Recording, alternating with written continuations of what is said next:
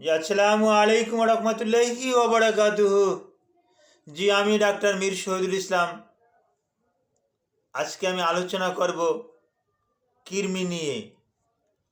কৃমি কি, শরীরের কোথায় কৃমি হয়, এর লক্ষণটা কি,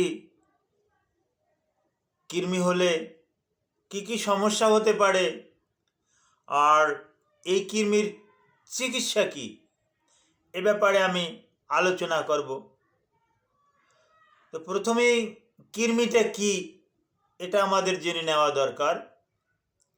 কৃমি এটা প্যারাসাইট, এটা একটা পরজীবী। যেমন কিছু বন্ধু বান্ধব আপনার আমার আছে, আপনার আছে, অনেক বন্ধু বান্ধব আছে, যে আপনি ওই বন্ধু বান্ধব আপনার সাথে থাকে, ওই বন্ধু বান্ধব আমার সাথে থাকে, সুসময়ে থাকে। আমার যখন টাকা পয়সা থাকে, খাবার দাবার আমিও খাই, আমার সাথে সাথে সেও খায়, আবার হঠাৎ করে কেটে পড়ে। ঠিক পরজীবীটাও এরকমের। যেমন এরকমের কিছু পরগাছাও আছে, গাছের উপরে সে তার বংশ বিস্তার করে, খাবার দাবার যা কিছু ওই যে গাছটার উপরে বংশ বিস্তার করে ওই গাছের খাবার খেয়েই সে বেঁচে থাকে। সে কিন্তু এক্সট্রা কিন্তু কোনো খাবার কিন্তু আউট থেকে কিন্তু সংগ্রহ করতে পারে না। এরকমের অনেক পরজীবী আপনারা দেখেছেন। অনেক উদ্ভিদের উপরে আরও অনেক উদ্ভিদ আপনারা দেখেছেন, অনেক লতা দেখেছেন। তার ভিতরে ওই সোনালী লতাও অন্যতম। প্রায় লোকই দেখেছেন সোনালী লতা আর একটা গাছের উপরে সে বসে আছে, বসে থেকে সে ওই গাছটাকে ধ্বংস করে দিচ্ছে। ওই গাছটার খাবার খেয়েই সে বেঁচে আছে, একসময় ওই গাছটাকে মেরে ফেলে।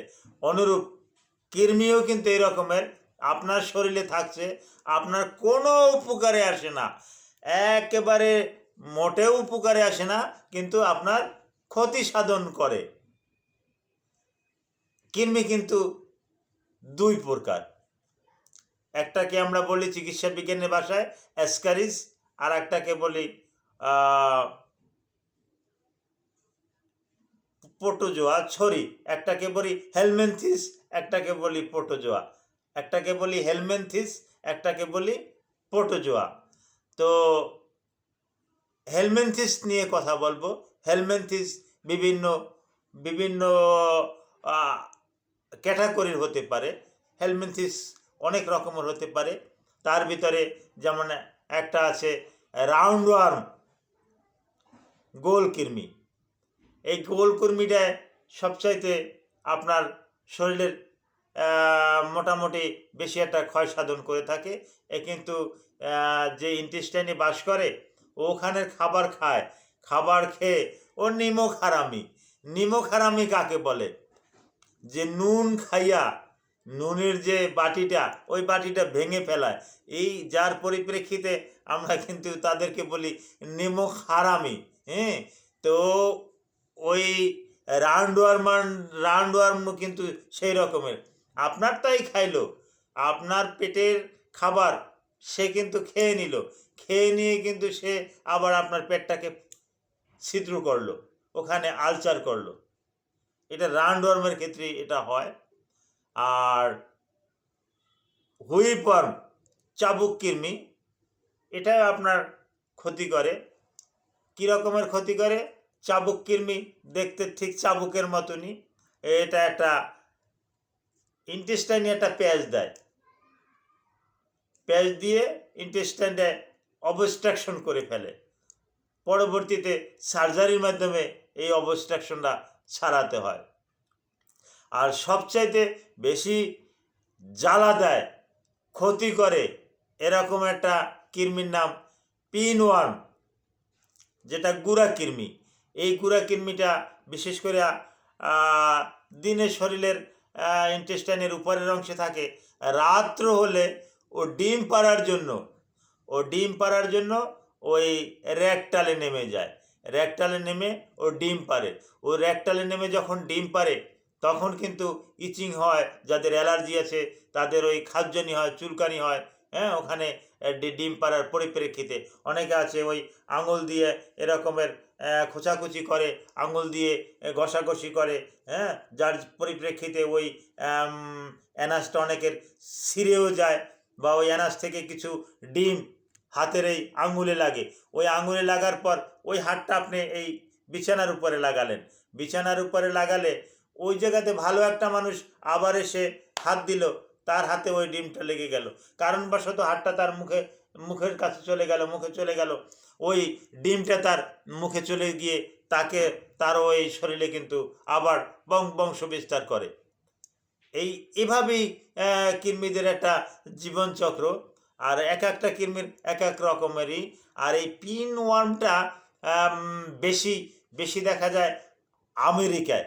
আমেরিকাতে পিন ওয়ার্মের সংখ্যাটা বেশি, এশিয়াতেও কম না, তবে এশিয়াতে হুইপ ওয়ার্ম, রাউন্ড ওয়ার্ম, অ্যান্টারিয়াস ভার্মিকুলারিস, হ্যাঁ, এগুলোর সংখ্যাটা কিন্তু বেশি। আর একটা কৃমি আছে, এই কৃমিটা আমরা চিকিৎসা বিজ্ঞানের ভাষায় বলি ট্রাইচুরা ট্রাইচুরিস, টেপ ওয়ার্ম বা ফিতা কৃমি। এটা আকারে অনেক বড় হয়, কয়েক ফিট পর্যন্ত হয়, হ্যাঁ, এটা শরীরের ক্ষতি করে। এটা বিশেষ করে আফ্রিকা মহাদেশে বেশি দেখা যায়। যারা কাঁচা মাংস খায় বা শূকরের মাংস খায়, মাংসটাকে ভালো করে প্রসেসিং করে না, সেদ্ধ করে না, তাদের ক্ষেত্রে কিন্তু এই ট্যাপ ওয়ার্মটা বেশি বেশি হচ্ছে। আর ট্যাপ ওয়ার্মটা ওষুধ খেলেও ও কিন্তু কেটে কেটে কেটে কেটে পড়ে, পুরাটা কিন্তু পড়ে না, উপরে যতটুকু থাকে ওটা দিয়ে আবার সে তার দেহটাকে বৃদ্ধি করতে কিন্তু সক্ষম। আর কৃমির লক্ষণটা কী, আমি এবারে লক্ষণ বলতেছি। আপনার হঠাৎ করে পেটে ব্যথা আসবে, পেট ফুলে যাবে, পেটে গ্যাস হবে, তারপর আসে ডিসেন্টারি হতে পারে, ডায়রিয়া হতে পারে, এগুলো কিন্তু কৃমির লক্ষণ। আর বাহ্যিক দৃষ্টিতেও দেখলে আপনার শরীরে রক্তশূন্যতা হতে পারে, অ্যানিমিয়া হতে পারে, নাক মুখ ফ্যাকাশে বর্ণ ধারণ করতে পারে। তো এরকমের হলে আপনার করণীয় কী? আপনার কি জাতীয় ওষুধ খাবেন, কোন ওষুধ খাবেন? হ্যাঁ, আপনার অনেক রকমের ওষুধ আছে, এক একটা কৃমির জন্য এক এক রকমের ওষুধ। তার আগে বলি কৃমিটা কিভাবে ছড়ায়। এক একটা কৃমি কিন্তু এক একভাবে ছড়ায়। যেমন আমরা যে কাঁচা খাবার টাবার খাই, ধুয়ে টুয়ে খাই না, ওখানে কিন্তু কৃমির এই লার্ভাটা কিন্তু সরাসরি আমরা খেয়ে ফেলি, ওখান থেকে আমাদের অন্ত্রে কিন্তু বাস করে। তারপর আসে কিছু কিছু কৃমি আছে মাটিতে থাকে, সেখানে হচ্ছে। আবার যারা ওই ঘনবসতি সেখানে হচ্ছে। যারা খোলামেলা পায়খানা করে, শৌচাগার ভালো না, মাঠে ময়দানে পায়খানার কাজ সারে, তাদের ক্ষেত্রেও ছড়ে। এবং যাদের পায়ে একটু ফাটা ফুটা আছে, ছিদ্র টিদ্র আছে, কাটা আছে, ওই পা নিয়ে ওখানে হাঁটাহাঁটি করলে ওখানে কিন্তু কৃমিটা কিন্তু ছড়িয়ে পড়ে। আর কৃমির চিকিৎসা, ভালো চিকিৎসা আছে। ওই যেমন মেবেন্ডাজল, অ্যানবেন্ডাজল, পাইরেন্টাল পামোয়েট, হ্যাঁ, তারপর আসে লিভামিসল ইত্যাদি ওষুধ দিয়ে কিন্তু কৃমিটাকে দমন করিয়ে রাখা যায়। Thank you all.